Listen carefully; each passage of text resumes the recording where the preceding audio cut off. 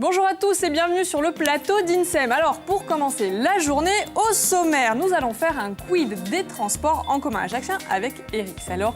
Il est notre invité. Et puis on va faire un bref aperçu des nombreuses idées reçues des Corses en matière de consommation. Faustine va nous faire un petit tour sur les temps de Bigouille. Et enfin nous clôturerons l'émission avec le légendaire questionnaire d'Emmanuel.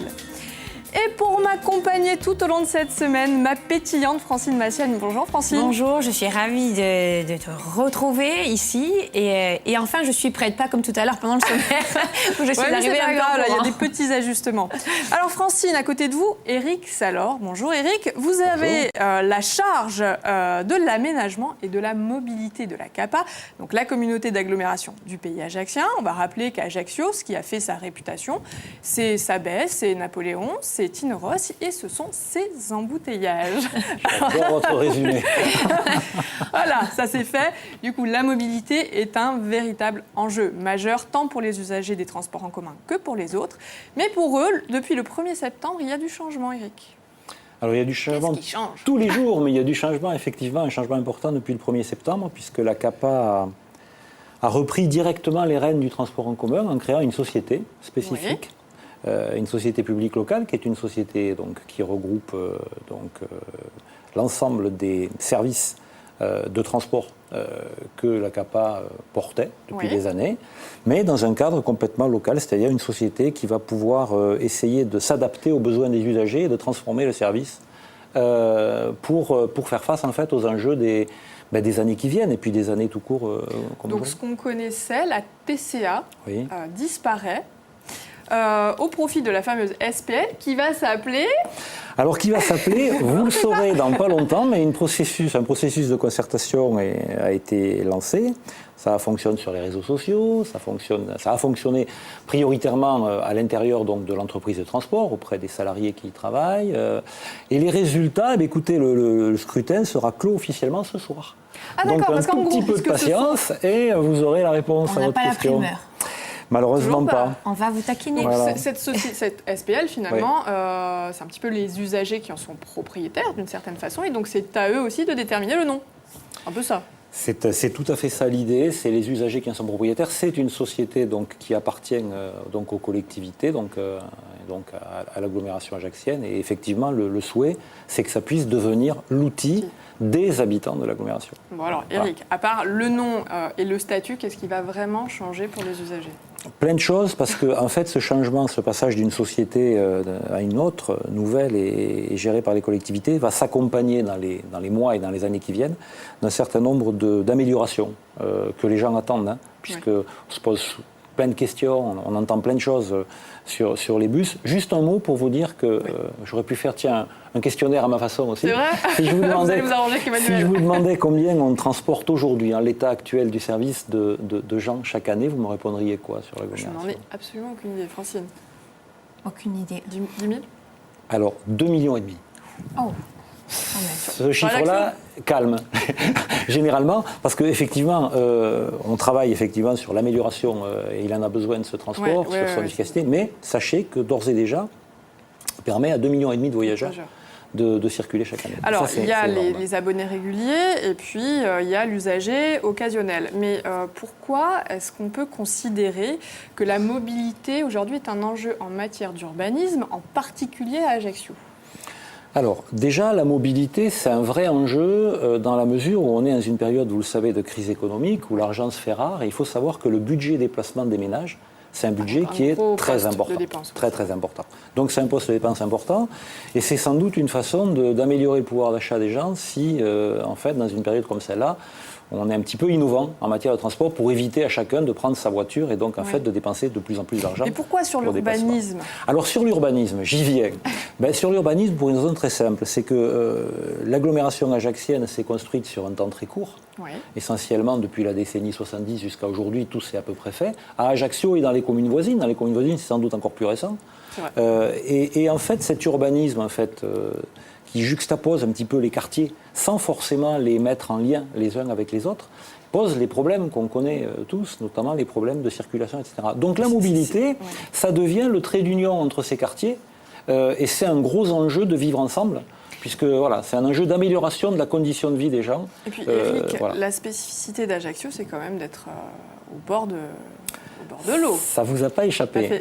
Donc ça c'est une chance inouïe, bien évidemment, par rapport au paysage et la qualité de vie qu'on a. Mais en transport, ça devient compliqué. En transport, un handicap majeur dans la mesure où, par définition, vous avez la moitié du territoire qui n'est pas utilisable. Voilà. Quoique, maintenant, c'est en train de se modifier. J'espère que vous avez pris la navette maritime, Céline. Évidemment. Voilà. Puisque oui, effectivement. Oui, mais parce qu'elle arrive à l'heure. Voilà. J'essaye en tous les cas. Mais moi, c'est vrai, je viens donc de Balagne, d'Île-aux-Roses plus précisément, et je me suis toujours fait la réflexion, parce que vous êtes desservi par justement les bus, et c'est fort pratique. Mais lorsqu'on parle justement des communes ajaxiennes, je vois que le pays ajaxien regroupe 10 communes et plus de 80 000 personnes, mais chaque fois que j'arrive avec ma voiture, les bus sont vides. Comment vous expliquez ça? Ça ne lui a pas plu, ça. À mon avis, vous arrivez en dehors des heures de pointe. Ça me donne une indication sur vos horaires. Alors, peut-être, c'est peut-être ça. Non, mais en fait, on a souvent tendance à dire ça, mais il faut bien comprendre une chose, c'est qu'un bus assure un service de 7h du matin à 9h le soir ou 10h le soir. Bon. Ça veut dire que le bus, ça doit être un service à disposition de tous pendant toute cette plage horaire. Et à l'intérieur de cette plage horaire, il y a des moments où les bus sont bondés et des moments où ils sont beaucoup moins pleins parce que finalement, on est à des heures creuses. Donc c'est normal. Ne soyez pas surpris, ça arrive dans toutes les villes du monde. On a effectivement des bus qui sont vides. Mais il faut bien comprendre que ces 2,5 millions de passagers dont je parlais tout à l'heure, on les récupère bien dans les différents quartiers d'Ajaccio. On les achemine bien d'un point à un autre. Mais alors effectivement, dans des créneaux horaires qui sont souvent très condensés le matin et le soir, en gros. On ne peut pas considérer que ça ne fait pas partie des habitudes de transport des Ajacciens. Je pense que ça fait moins partie des habitudes de transport qu'on ne peut l'avoir dans des communes de plus grande importance, de taille. Bon, parce que quand vous arrivez sur des communes de 100 000, 200 000 habitants, voire plus, là, les problématiques de circulation, d'embouteillage deviennent telles que le transport en commun s'impose. Nous, qu'on le veuille ou non, et je sais que ce que je vais dire va peut-être pas faire pas faire l'unanimité. On est tous ennuyés dans les embouteillages. C'est du temps perdu par définition. Mais dans la réalité, pour l'avoir vécu dans des villes beaucoup plus importantes, c'est vrai qu'à l'échelle du territoire, c'est une vraie problématique, c'est un vrai enjeu. Mais en matière de perte de temps et d'embouteillage, on est quand même dans une situation qui est pas du tout comparable à celle des grandes agglomérations. C'est pas pour autant qu'il ne faut rien faire, on est d'accord. Voilà, mais justement, comment est-ce qu'on incite rapidement les gens à devenir des usagers réguliers des transports en commun? On fait plusieurs choses. On fait essentiellement deux choses. Dans un premier temps, on a commencé à le mettre en place cette année, on diversifie les moyens. Quand on parlait de déplacement il y a quelques années, on parlait du bus. Donc vous avez vu avec la navette maritime, la navette maritime, c'est un autre moyen de locomotion. Ouais. Donc on multiplie les outils au service. Et vous verrez dans les mois et dans les années qui viennent qu'on va aussi être innovant là-dessus et amener autre chose, d'autres moyens de locomotion. Ça, c'est une première chose. La deuxième chose, c'est qu'on améliore le service. On a tout un tas d'outils qui vont être mis en place, du type système de priorité bus à tous les feux, pour garantir une vitesse commerciale intéressante au bus. Faut-il que les automobilistes respectent ça? Ils le respecteront parce que en fait, ce système automatique permettra en fait de rendre prioritaire un bus et les quelques voitures qui seront peut-être devant et derrière au moment où il arrivera sur les carrefours. Donc c'est vrai que ce système-là va améliorer énormément la vitesse commerciale, contrairement à ce qu'on aura en voiture où on continuera à avoir une vitesse normale, quoi. Voilà. Donc ça, c'est un enjeu. On mettra aussi en place en service des nouveaux moyens de locomotion. On travaille beaucoup sur les nouveaux véhicules électriques aussi, parce que ça, c'est un enjeu majeur pour important pour la problématique de la qualité de l'air, etc., de l'environnement. Voilà. Donc, et puis surtout, on va mettre en place dans les mois qui viennent un système d'information voyageurs qui permettra enfin de savoir en temps réel à combien de minutes on se situe du prochain bus, etc. Voilà. Alors, Éric, comme nous, on est un petit peu en retard sur l'émission, on va accélérer, Francine, parce que vous, comme le train, votre jeu, il est censé être toujours à l'heure. C'est pas le cas aujourd'hui. Tout à fait. Bravo. Donc, oggi vi propongo di giocare con noi e a domanda sarà in che anno è stata creata la compagnia di treno. O cammino di Varo, in che anno è stato creato, dunque a voi di giocare con noi e con CFC. Ci potete chiamare dunque a 0800 00 0, 900 e oggi da vincere c'è su magnifico whisketto di Aviletta, beh scusa, magnifico, vi consiglio, c'è un caricatore per vostro telefonino. Ça, c'est génial. Ciò che volete, oggi no, su bello libro che volete vincere, donc qui si chiama Un petit vélo dans la Corse. Un altro mezzo di trasporto. Donc, chiamate Gibourg, Bediuga e vince con noi. Eric, vous avez la réponse? Faut pas la donner si vous la connaissez. J'ai une petite idée, mais... Alors, chut, gardez pour vous. On reviendra tout à l'heure avec Emmanuel, justement, sur les changements des transports. Mais en attendant, parce que la vie des consommateurs est faite d'idées reçues, l'association UFC Que Choisir en a fait une compilation qui est sortie cet été. On va accueillir Marc Joat qui nous en a fait un échantillon. Je vous en prie, Marc, prenez place, bonjour. Bonjour à tous. Alors, vous êtes bénévole dans l'association UFC Que Choisir. On rappelle que c'est une association qui est au service des consommateurs pour les informer, les conseiller ou les défendre. Tout à fait. L'association a publié un recueil de 40 idées reçues cet été. Voilà. Ça faisait beaucoup, 40. Donc, du coup, vous nous avez fait... vous êtes venu avec Un petit fascicule. un échantillon. Alors, Marc, les principales idées reçues des Corses concernent quel domaine en matière de consommation? Alors, on a fait, bien évidemment, on ne va pas lister les 40 idées du catalogue. On s'est polarisé, disons, d'après l'expérience qu'ont les bénévoles dans leur rencontre avec les consommateurs, sur le type d'affirmation que l'on peut entendre assez fréquemment et sur lesquelles il paraissait souhaitable de donner une information et d'appeler à une certaine vigilance. Oui, faire une piqûre de rappel. Voilà. Alors, les premières idées reçues concernent généralement les achats sur Internet. Alors, plus globalement, les achats sur Internet, dans la mesure où, en Corse, nous sommes forts consommateurs d'achats sur Internet, donc il faut faire attention.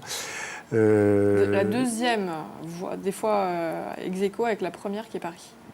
Oui, on est toujours très, très bien placé si on donne une qualification morale à la chose. C'est un état de fait. On utilise beaucoup les achats par correspondance et ces dernières années par Internet. Alors, pour ce qui est des achats sur Internet, il y a une chose qui est importante, c'est le droit de rétractation. Oui. Donc c'est un droit qui est valable sur une grande part des achats. Il y a toujours quelques exceptions. D'ailleurs, vous verrez que suivant les cas, suivant les problématiques, il est rare d'avoir une réponse claire et nette et à 100%. Il y a toujours quelques exceptions et ça, c'est la juridiction et les textes qui la prévoient. D'où l'intérêt de vous appeler. Tout à fait, tout à fait. Alors, donc, pour tout ce qui est achat à distance, et donc notamment par Internet, sur catalogue, par téléphone, ou suite à démarchage, vous avez un droit de rétractation. Donc un droit de rétractation, c'est-à-dire que c'est un droit à finalement revenir sur votre décision d'acheter, tout simplement. Alors ça, c'est sur Internet. Est-ce que c'est valable avec les soldes, le droit de rétractation? Alors, pour ce qui est des soldes, alors ça c'est une autre... on va changer de sujet, tout en restant dans le même, si on peut dire. S'il s'agit de soldes en boutique, dans un commerce, de toute façon, pour un achat dans un commerce, il n'y a pas de droit de rétractation. Si vous allez dans un magasin, vous achetez quoi que ce soit, vous achetez, vous payez et vous repartez. Et on n'a pas le droit de ramener en disant j'ai changé d'avis ou ça ne va pas bien.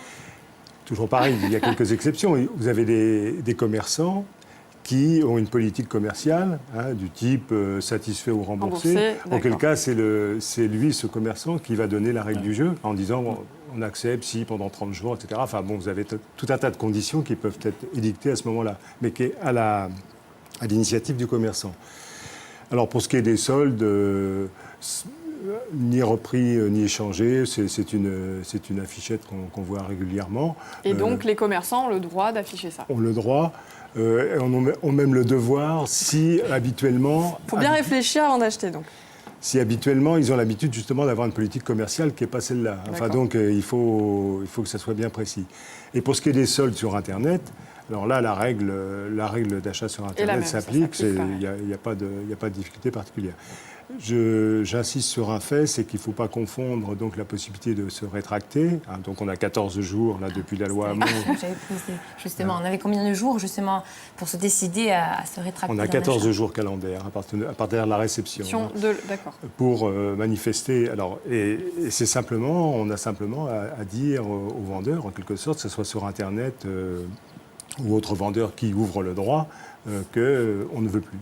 Voilà, c'est tout. Donc il ne faut pas confondre ce droit de rétractation avec la mise en jeu d'une garantie, d'une réception d'un matériel qui ne serait pas conforme aux attentes et à la vente, quoi. D'accord. Bah, écoutez, je vous remercie Marc pour ces brèves infos pratiques. Si on a d'autres questions, on a vu les coordonnées de l'association s'afficher, vous ne bougez pas. Francine, ça va être le moment de faire une petite météo. Alors comme il fait beau, ça donne envie d'aller en rando. A me addiamo da farmi una spassidiata di provita appena di suo tempo, si può dire che in generale ci sarà un bel sole, si parla di sole soprattutto stamattina. Allora, abbiamo da avere qualche idrati mandati dai parti di Gabigorsu, di immaginage, le sentier des douaniers, comme vous pouvez le voir. Eccolo qui. Oggi noi possiamo verificare là che torna a immaginare un bel sole stamattina. Voilà, c'est le point de départ de la rando. Di punto di partenza di radio per andare sul sentier dei douaniers c'era di noi un ritratto di Rogliano, un bel paese di noi di Gabigorso e così veramente sulla nadi, ma c'ho la provitane stamattina perché dopo mezzogiorno un tempo ad Agambia ci saranno nuvoli e acquade in montagna e qui siamo a Sant'Alesio in Ewale di la Lesani, in due lusivage udraile di la Lejaninka, si può vedere di noi qui Omessa, in due lusivage un altro udraile l'Omessinka ogni anno. Dunque, c'è la provitane veramente stamattina, che dopo ad Agambia è temperatura e dunque saranno tra 27 e 30 gradi in giornata e in montagna, posto che si parla di montagna, saranno tra 25 e 27 gradi, dunque un cilaniamo tanto. Ça va. Ecco.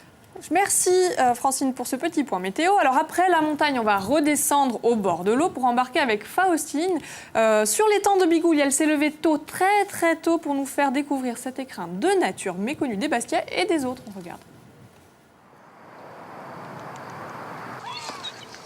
Estate. Sveglia. 5 ore di mane. Intorno a Bastia i primi movimenti di vita si svolgono a Stagno di Biguglia, sto luogo che noi bastiaci vediamo tutti i giorni, ma talmente sconosciuto, scoperta di un tesoro. François, ici, on est dans votre bureau, hein? Quelque part, oui. Qu'est-ce que ça fait de travailler sur un étang dans un tel endroit? Alors, c'est effectivement une belle mission. C'est aussi quelque part aussi une responsabilité que de veiller avec mes collègues à la gestion, au bon état écologique de ce milieu. Quelle est la vie de l'étang pendant l'été? Alors, l'été, c'est une période un petit peu sensible pour le plan d'eau parce que c'est un milieu qui est confiné.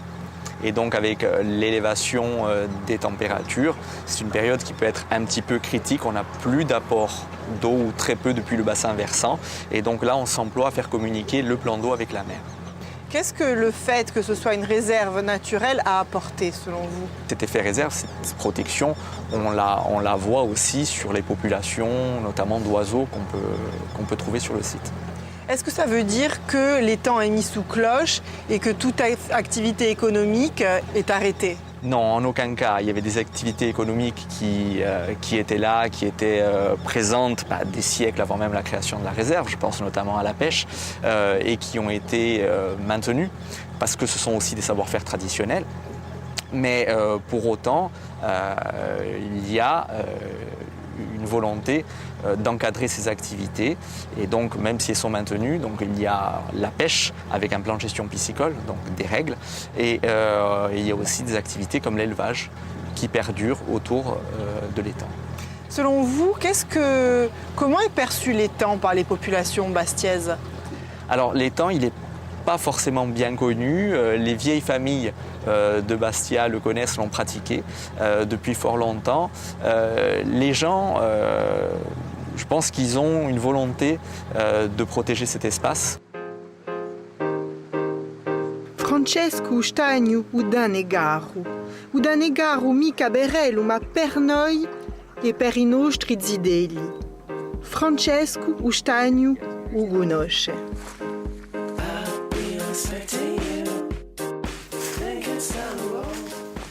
François, quelles sont les caractéristiques de notre étang, l'étang de Bigouille?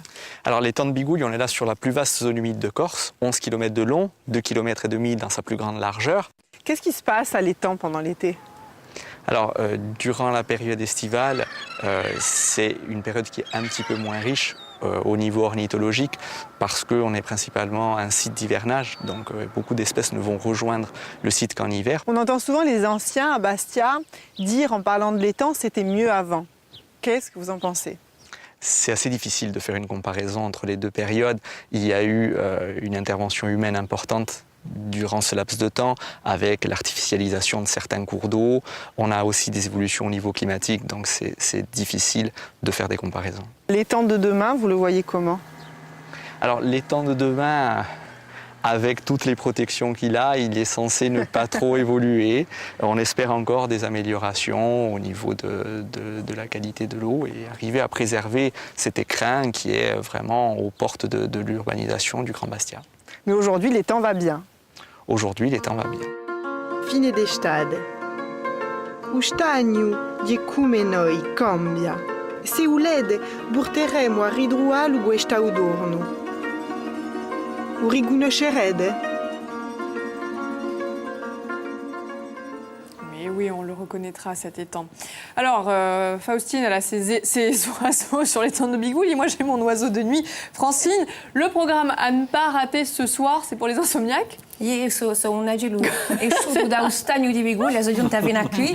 Et donc, io vi propongo un bello documentario che si chiama Dans le secret de la pierre.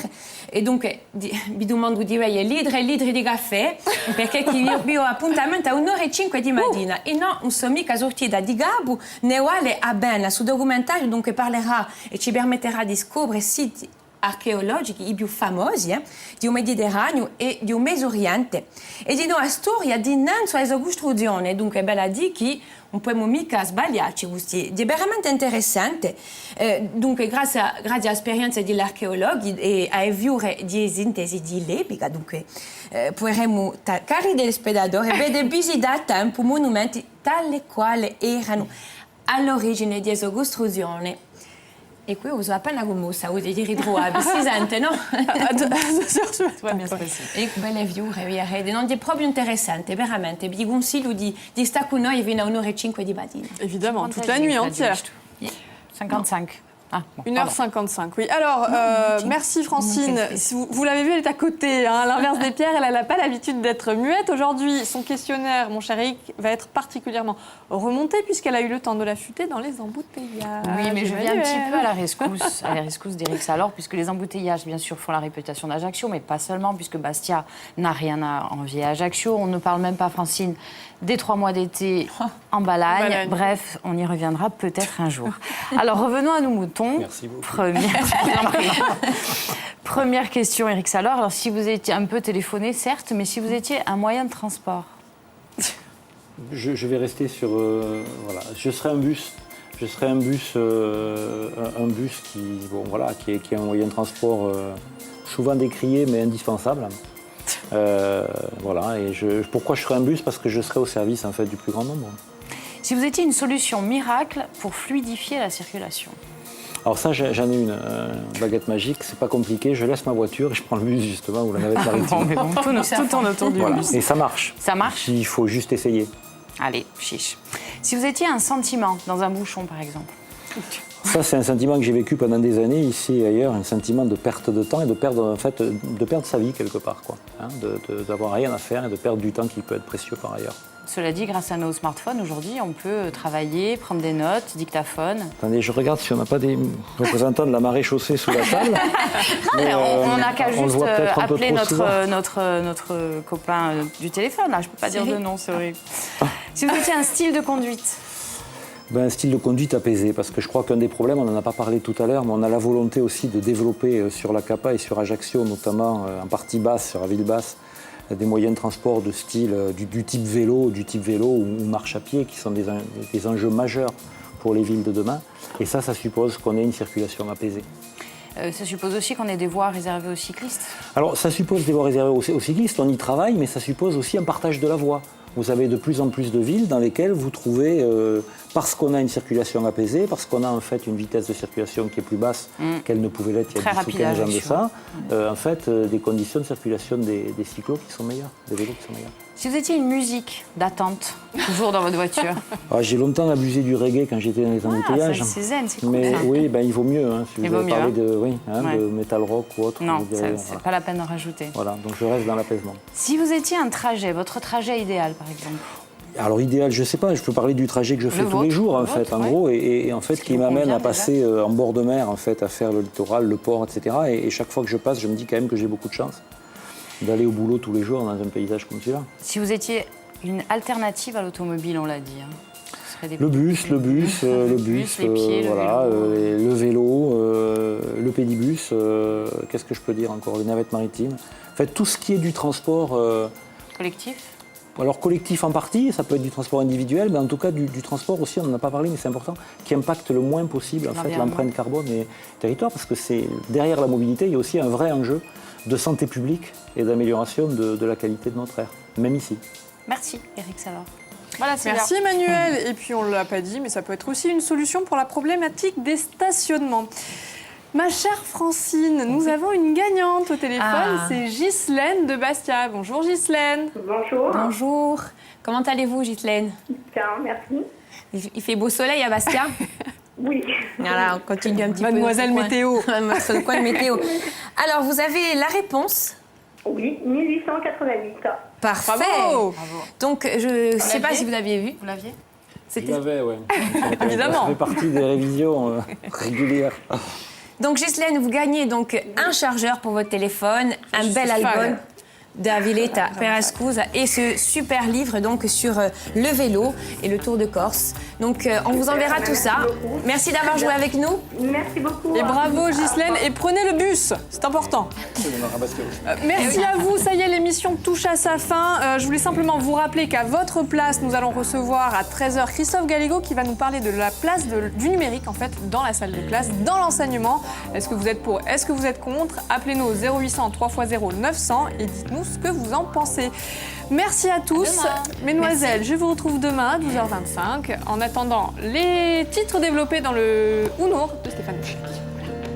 À tout de suite.